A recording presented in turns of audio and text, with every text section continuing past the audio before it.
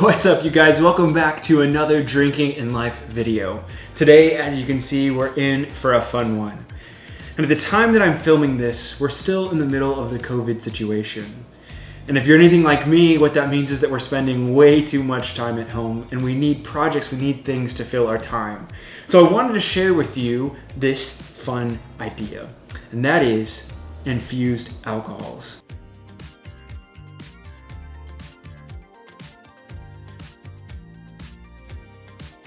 Now today I will be using our brandy that we make at Enoch Stomp. We like to refer to it as wine shine, as it can knock your teeth in.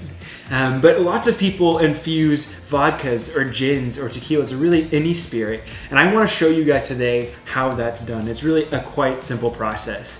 Now, as you can see, and I'll give you some close-ups, don't worry, in just a second, I've been doing this for years, and so I have multiple recipes here. I'm only going to show you one today, really just show you the process, and the fun of this is really making your own recipes. But I will show you later some of the wonderful ones that I and my dad have concocted together before. So, without any further ado, let's get into it. The first thing you need for any recipe are your ingredients. So I'm going to show you everything you need today. The first thing you're going to need is your mason jar. Now this is going to take you back to the pioneer days, the prohibition days, that will get you really in the spirit of this infusing event.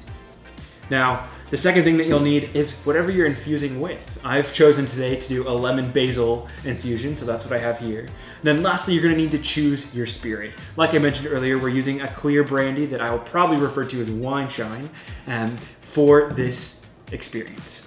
Now this is really only a two-step affair. The first thing that you're going to do is going to prepare your infusing ingredients. So like I mentioned earlier, I have lemons and basil. So I'm going to go ahead and start cutting up this lemon, and then I'm going to pick the leaves off this basil, and we're going to put that in our mason jar. We want to add the fruit things first, as we want them kind of to sit at the bottom. So enjoy this montage of me cutting lemons and picking basil leaves.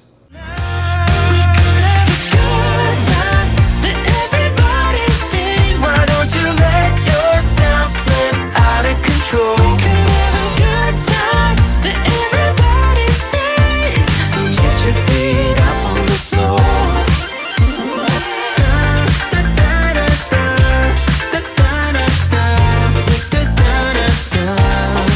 So when the world feels dark and friends seem hard to find, you know how to light a spark. All right, so there you have it. I chopped up about 4 lemons, and then I only put 4 or 5 large basil leaves in.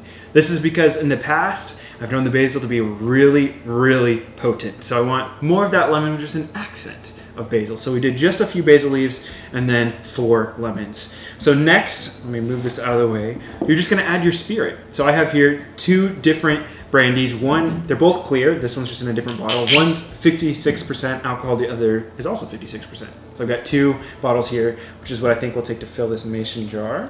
So you just pour it in. You get that in there. Oh, this is almost enough. So 1, and then I'll need a little bit more here for my second bottle.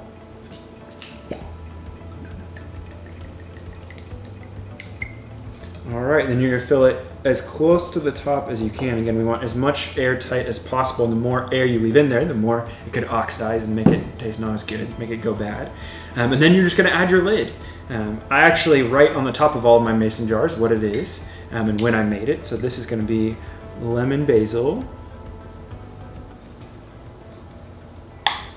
and it's July of 2020, and we started with 56% alcohol.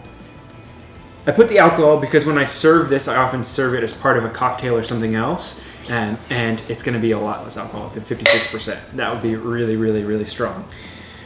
Okay, a couple last tips. I would just, turn it upside down, get it in there a little bit, get those leaves. If we can let them fall a little bit, as you see them falling a little bit there, it'll get that basil really in there.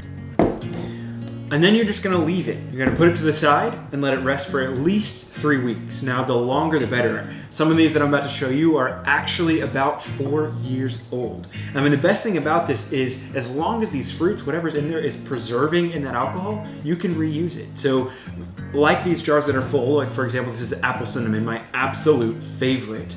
These are the same apples from years ago that are being preserved in this alcohol. So you can just drain the spirit and then add a new one and let it keep going. Now it gets less potent over time, but they're still healthy and good and delicious. So now I'm going to show you a few of my other recipes. All right, so now I'm going to show you a few of my other recipes, and as I mentioned just a second ago, the first is apple cinnamon. Now this is a staple for Thanksgiving, for Christmas, really any winter time beverage.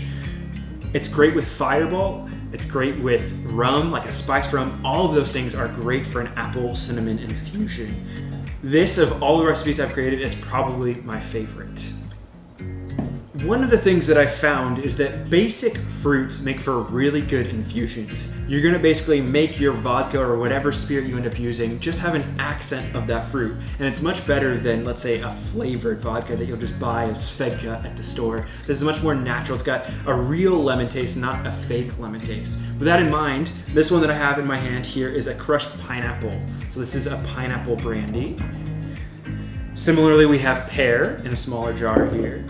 This is another lemon, just pure lemon that we've done in the past. And then here we're getting into some more interesting ones. So this is oak. So this is like a woodsy spirit. It's got like that nice flavors of toast, cedar, that sort of thing.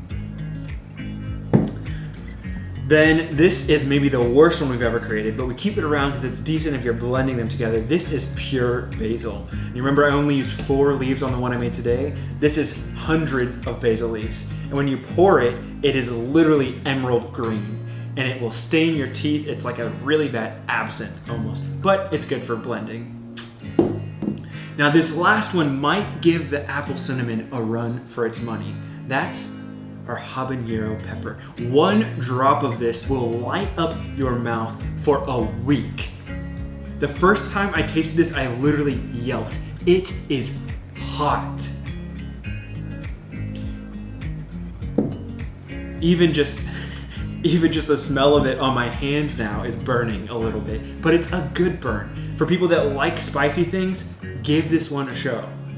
Now, it's not great in large quantities. You have to moderate it, and if you blend it with something else, like we do with all of these, the more you blend them, the better they become. But the habanero pepper is a game changer. All right, you guys, well, thank you for joining us on this Drinking in Life adventure of making infused spirits. I hope you picked up a thing or two on how to do it. I hope you get to spend some COVID time making some recipes of your own. And leave me a comment down below of some recipes that you have tried or that you want to try, and maybe I'll give those a go as well. All right, you guys, take care and be sure to keep drinking in your life. We'll see you next time.